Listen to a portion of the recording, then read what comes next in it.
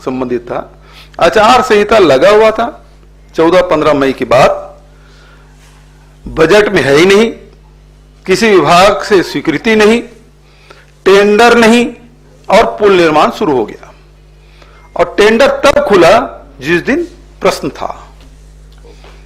तो भ्रष्टाचार को उजागर उन्होंने किया कि बिना टेंडर के, बिना स्वीकृति के, आचार संहिता के समय वो पुल बन रहा था, एक नहीं दो पुल।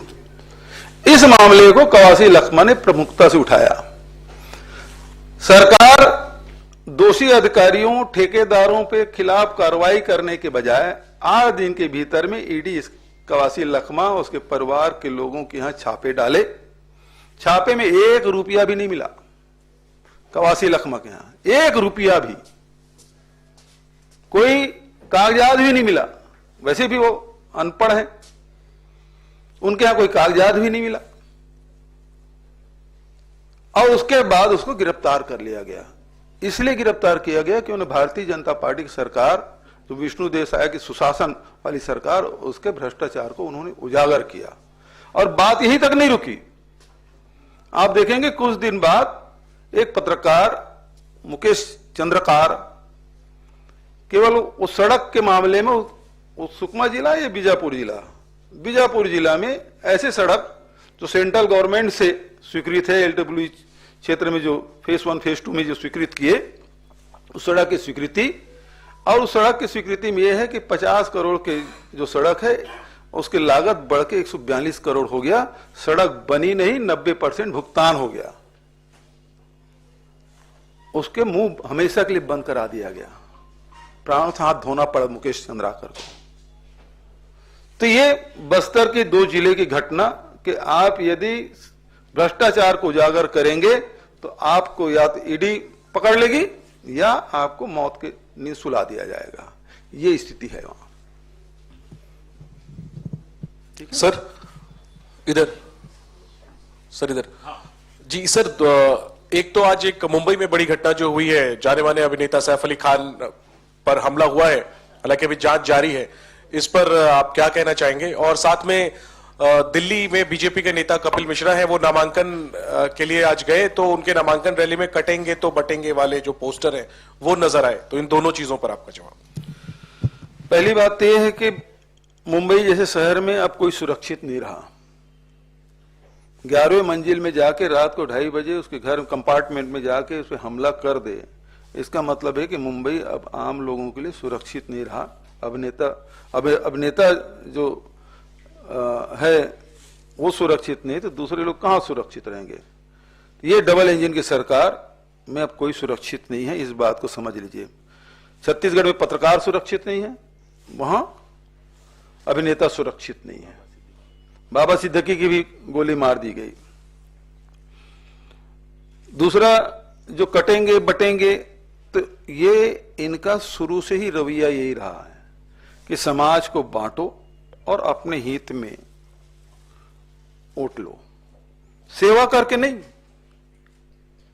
सेवा इनके कहीं इनके परिभाषा में नहीं आता, सेवा शब्दकोश में नहीं है। ये लोगों की सेवा करके जीवन ऊपर उठा के ये वोट नहीं मांग सकते।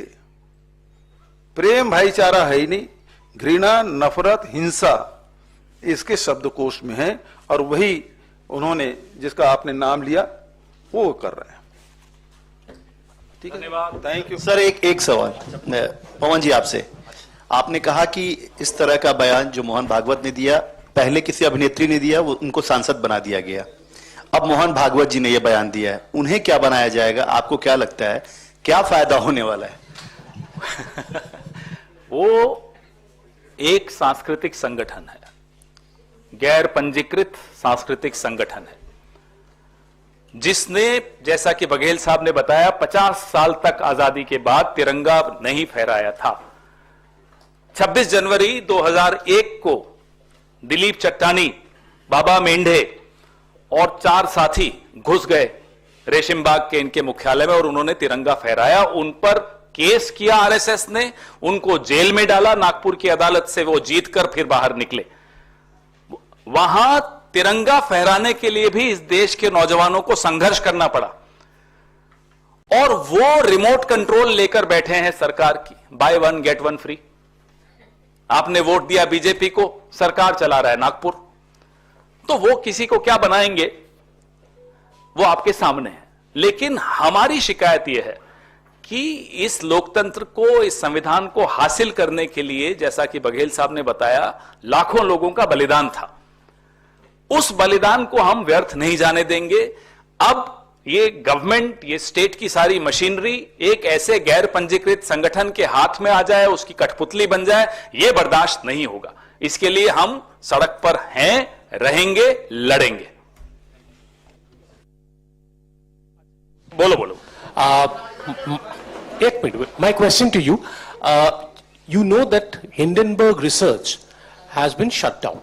Now, does it impact in any way your charges or your accusations against Well, the Adani party group? which is celebrating its closure is the BJP. I don't know how a political party gets affected by a whistleblower shutting shop. So, this exposes all the accusations that we've always made, that there is something the BJP has to hide. And since morning you see all the journalists also who are pro-BJP are celebrating. As far as the Congress party is concerned, we are absolutely sure that our charges against Gautam Adani and against all the misuse of power that Mr. Narendra Modi has done to support and favor his friend stay there. We will continue to expose them. Even before Hindenburg, Congress party kept exposing them. So I don't know why. Yes, I know the BJP is celebrating. They are celebrating. I don't know why. Ask them why are they celebrating.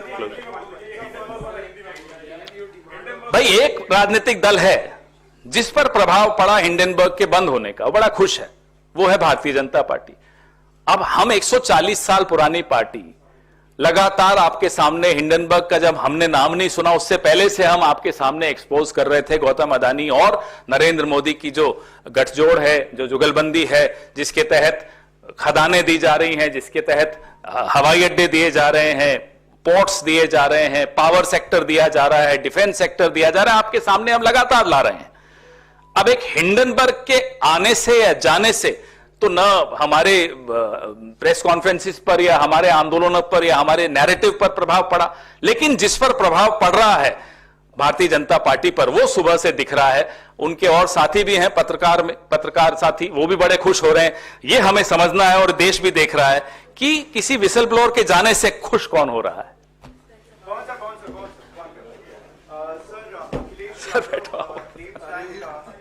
Sir, Akhilesh Yadav claims that the government figures are fake in Mahakumbh and some trains are running empty.